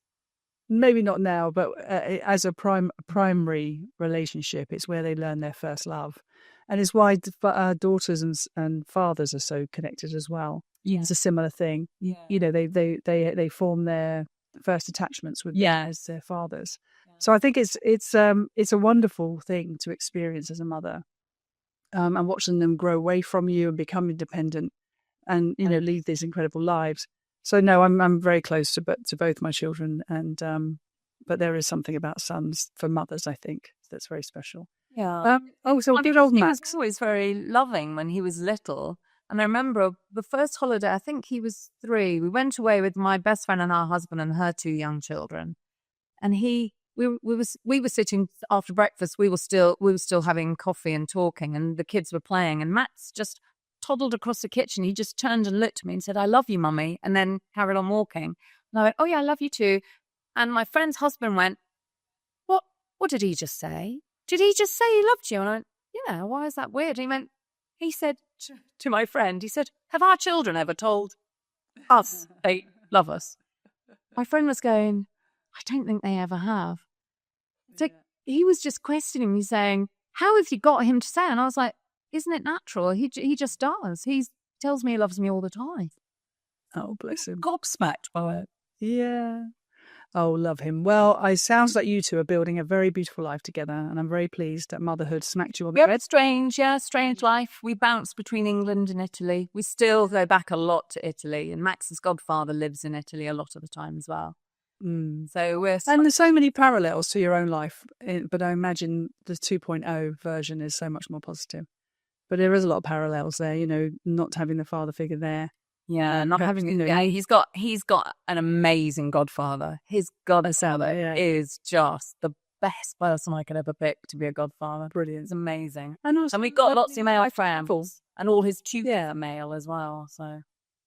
But also, that opening his mind to other countries and different ways of living and all that kind of stuff. Yeah, because he's doing IGCSEs, so he's doing international GCSEs. Because though he loves England, he really is an Anglophile. He really, really loves England. I said to him, "Well, you never know. When you're older, you may want to go to university in Italy." Yeah. Because I'll be living in Italy, so you can come visit me. And they may know you can do university, do a year there. And I said, "And you'll get a beautiful Italian girlfriend who wafts her hair." Who knows? That's the thing about these kids. You look at them and you think, "Oh, I wonder what's going to happen." Anyway, they will do whatever they want. They'll do whatever they want. Yeah, he's strong, stubborn. He'll do what he wants. Absolutely. I like the sound of him very much. Mm-hmm. All right, listen. So that's the 5. We've covered the 5. 5. There's some things we've talked about. This is the next sort of part of the format, really, where I just want to pause for a minute and just say, well, okay, of those 5, obviously big, strong influences, quite life shifting, quite a few of them actually. Mm. And the sense I'm getting talking to you is this, like you say, someone who's sort of quietly anarchic, not taking any kind of run-of-the-mill pathway. Strong, resilient, capable, willing to take the harder path if that's what they think, if you think is your truth. Yeah. And not somebody, it's definitely not conformist. So there's so many things that are coming through from these 5, and that's like my little summary. But is there something now we've spoken that you go, oh wow, that really was, that is a feature of me now. That combination of 5 people have really impacted me in this particular behavior, this particular mindset or outlook. I mean, I think apart from the first one, I think what the other 4 have in common is they're very much their own people.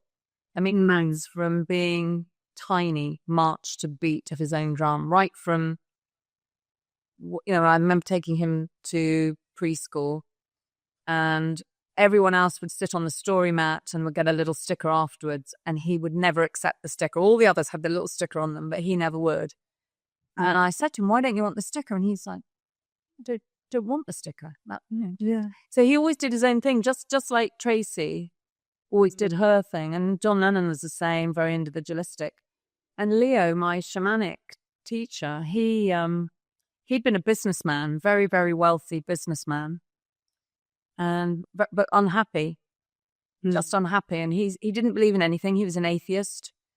And he said he just had a long day and he just sort of looked up and just said, this can't be it. Is this it? Even though he had loads of money, had loads of people working for him. And he just went, is this it? To know that he didn't believe in anything. Show me a sign that there's something else.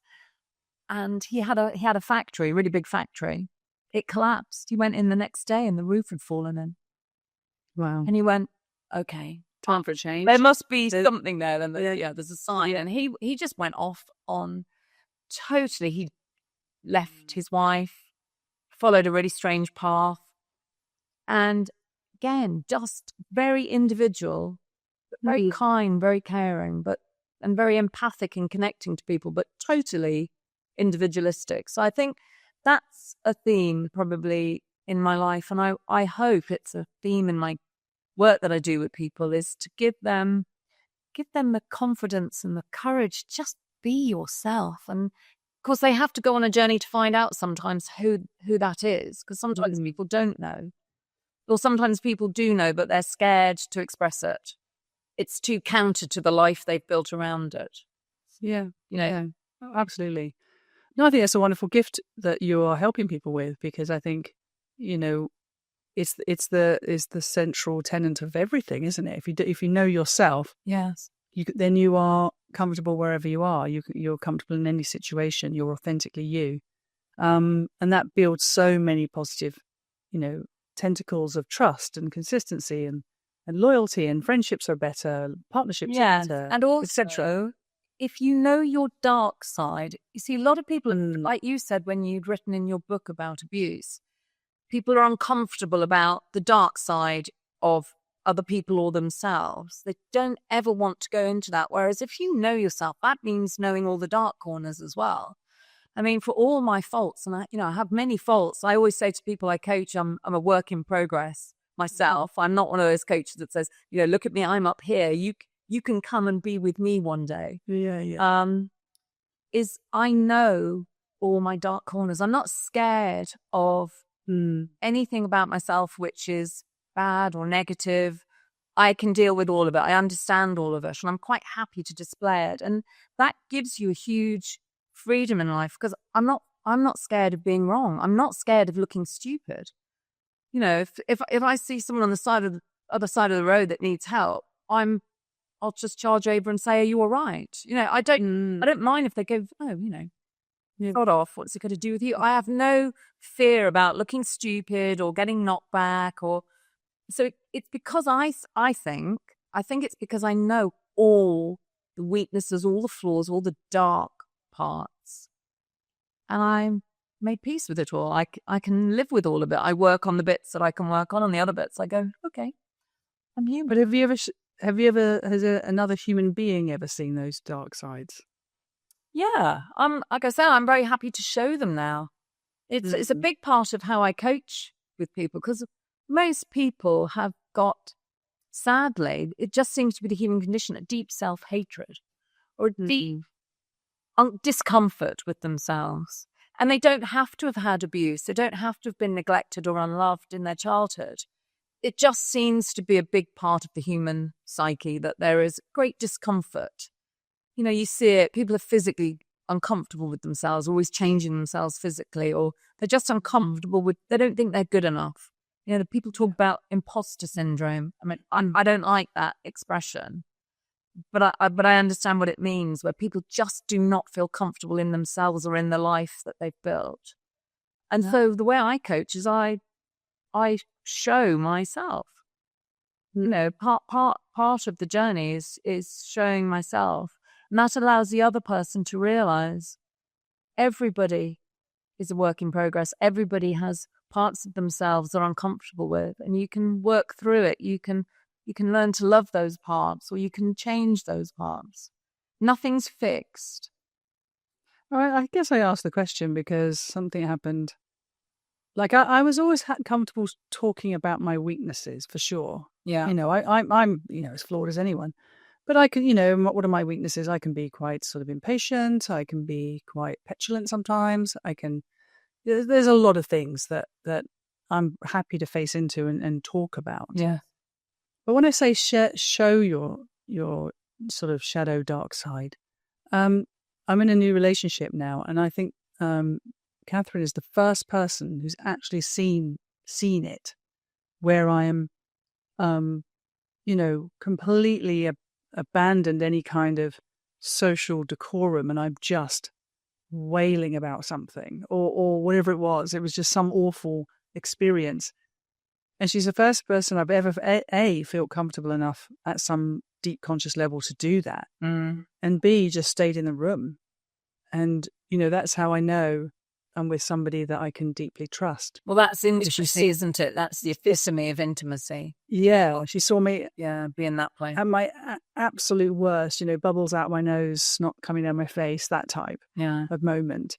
And raging about something probably very incoherent. But it was That's me every day.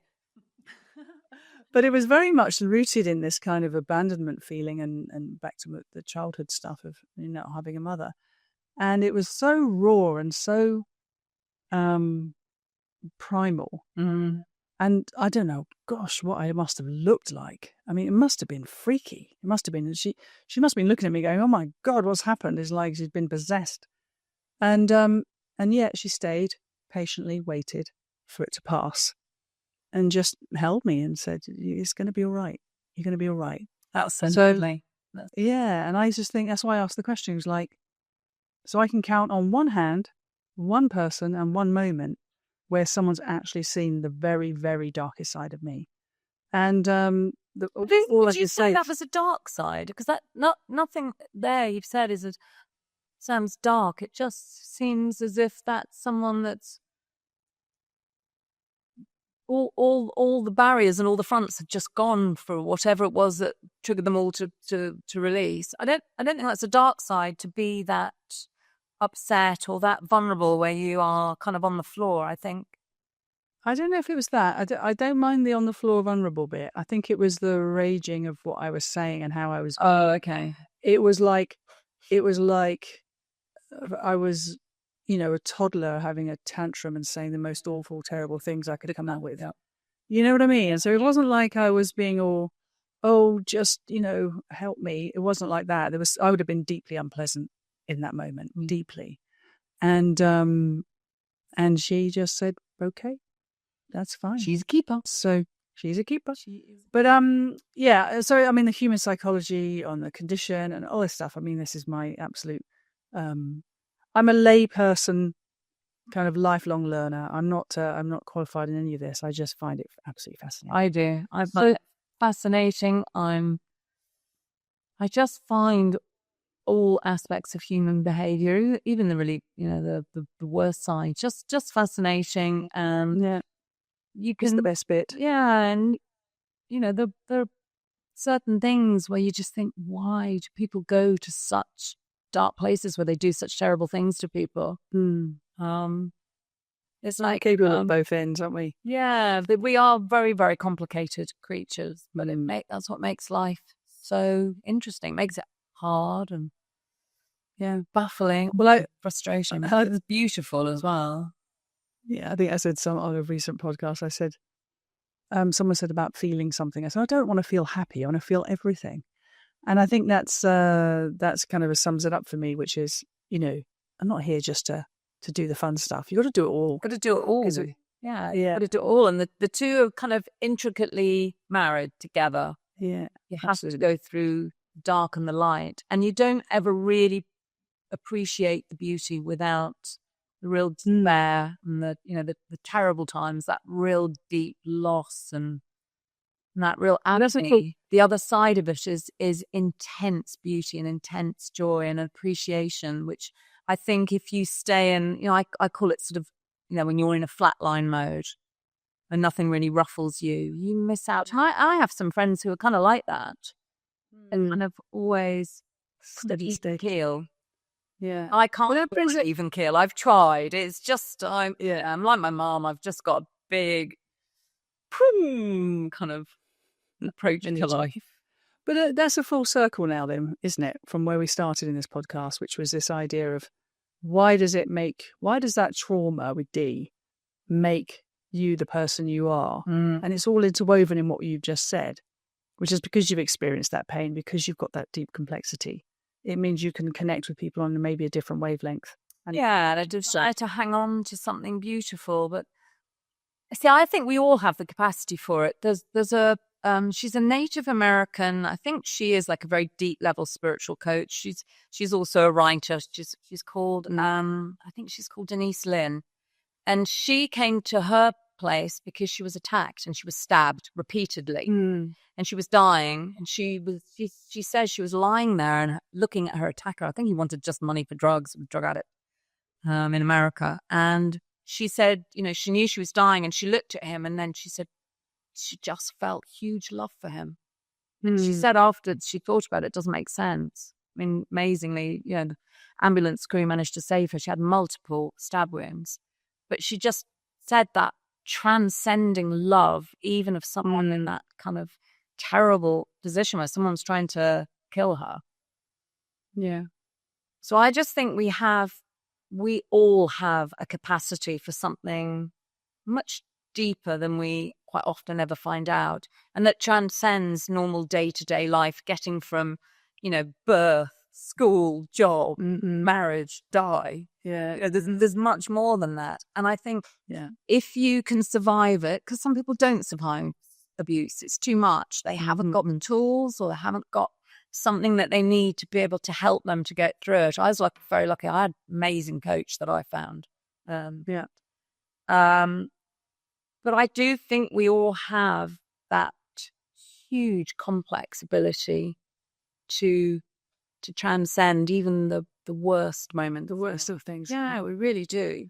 And in a way, we're sort of lucky, you and I, because we've survived what we went through. And I really do feel it has given me a sort of plugged me into beauty. I have just a deep natural affinity to beauty, to nature, to the feelings brighter one. Seeing an old couple walk along the street, my hand go into another. Naturally, and they've been doing it for like 60 years. I'll see it and I get teary. I just love it so much. Everything's in Technicolor, isn't it? All right. So what's next for you then, Rachel? Because that's usually my next question is, right, this is like a I don't know, a point in time, isn't it? And you've learned all this stuff. You've had these great people in your life. So where do you think you're going to take this forward, all this stuff? I think, because of one area that I've not managed to crack until I think now, is you just described that with your new partner. I've had really lovely partners, lovely relationships. But when it comes to the crux, I've walked. So I've walked away from all my partners. And I think I still was cooking. I think the timer was still going. And I think now I'm cooked. I think, and because of Max, because like I said, he introduced me to this unconditional love, this love that you can't walk away from. So I've said to my best friend, Max is the first man that I haven't walked out on when it's got a bit tricky, when it's got a bit intense, because, my first really serious boyfriend would say, I can see your eyes flicking to the wardrobe and you're going to start packing. And that sort of summed up my approach to relationship, even where, where we loved each other. So I think I'm ready now. I think that cold fire of insecurity, that need to run, that feeling of danger, that love was dangerous, I think is definitely gone. And that's thanks to Max. He's the healing power of definitely motherhood. Oh, wonderful! You have like you say, you have to show everything, and you have to stay in resolve. Yes, that's the hard part. It's so easy to say, I'm out of here. This is too hard. Yeah. So I think that's my next. I hope I will meet, the love of my life. Some man that can put up with the endless, show that is me. And I ultimately want to move and live and die. Ultimately, live my life out in Italy. I am in love with Italy. Yeah, you obviously feel very energetically. I adore it. I just adore it. I have lived in Sicily when I was younger before I had Max. We lived in Siena. We go a lot to Venice, and Venice is the one place I've been to on earth where I arrived, I got off the train, and I just said to Max, it's here. I've searched for a home all my life, and it's here. And it doesn't make sense because it's a crazy place to choose to move to. But I am so in love with that place. I adore it. I'm about to start advanced Italian in September. And strangely enough, the tutor that the company has paired me with is from Venice. There you go. Life sometimes just works like that. I was going to say all the roads lead to Rome, but no. It's Venice, like Rome. Rome's too big, too noisy. Then they all lead to Venice. That beautiful, magical, the sound of water and light on water wherever you look. It is beautiful. Very beautiful place. Actually, bringing my sort of full circle, first time I went abroad with my son was to Rome. Was it? 21st birthday. So our roads did lead to Rome, but I do know what you mean. Venice is a whole different level of beauty, isn't it? It's just stunning. We've been so many times over the last few years, and I keep thinking, this time I won't get that. I feel like when you're going to meet someone you're in love with and you haven't seen them for a while, that wonderful excitement. I won't get that again. But as we get closer on the train, or as we're coming in on the boat, a little frisson. Beauty is. I spend most of the time just standing and going. I say to Max, "Look at that, amazing," and he'll go, "Strawberry, yes, nice, nice." Can I get gelato? Yeah. All right. Listen. Well, final question then. Oh God, I thought that was prepared something. That one. No, they better. I hope you prepared for this last one.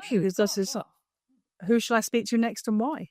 Now I have thought about this because I watched podcast recently, actually the other day, your latest one, and I thought, who now? And I actually think the lady I said I picked up the phone to when I found out I was pregnant.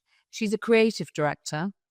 She's one of the best creative directors because I specialize in the creative industry, tech and creative, and she's beautiful soul. She is different, intelligent, soft, gentle, but strong. She's just a beautiful person and a beautiful designer. She's a graphic designer and brand designer, and she's just a natural creative. She's passionate about what she does.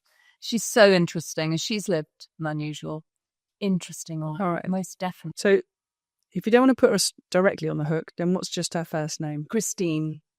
Christine. Well, I really want to meet Christine. She's lovely. Yeah. And I've underlined it here. Yeah. So I'm going to hold you to that. Her for being so positive when I rang her when I was pregnant.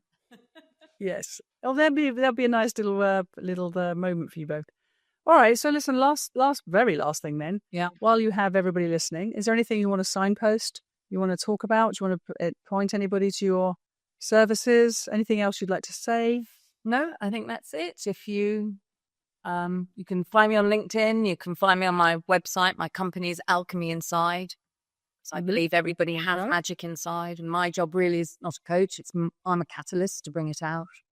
And I love what I do, and I hope that everyone I work with, they go on a magical journey. Brilliant. What a fabulous way to end. Rachel, it's been an absolute joy. No, it's always really interesting. It's always interesting in lots of ways. It's so similar, and yet, like we couldn't have led. It's like very similar in some aspects, but completely different in others. Yeah. I mean, I spent the first 50 years of my life in Woking. Did you? Right. I did. Well, I did work. I did travel abroad. I've worked in India. I've worked in the US. I've worked in across Europe.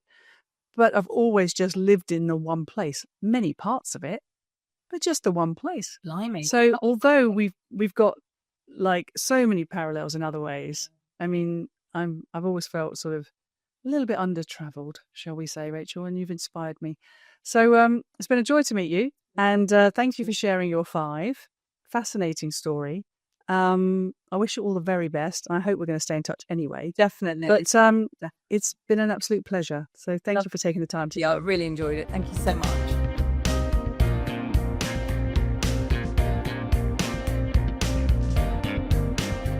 Well, that was Rachel. I told you it was a bit twisty and turny. I mean, what a life.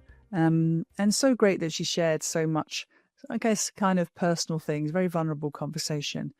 And if you did enjoy that, please like, subscribe, get in touch. Maybe you'd like to be on the show, a bit like Rachel, just kind of got in touch with me and here she was. Or nominate someone you think that you'd love to hear their 5. But either way, I love it when you guys kind of communicate with me. Next week, we have Julia Carrion. Julia is a pretty big hitter in the tech world. Not quite a tech. Is she a tech bro? I don't know. Maybe she might be. Well, she's not a tech bro. She'd be a tech sis. But she's a really big player in the tech world. And some of the insights she shares about the whole kind of AI space and the future of tech are really fascinating. So I look forward to introducing you to her. She's a fitting ending to season 3 before we take our break for Christmas. So have a great week ahead, and I'll see you next week. Take care till then. Bye-bye.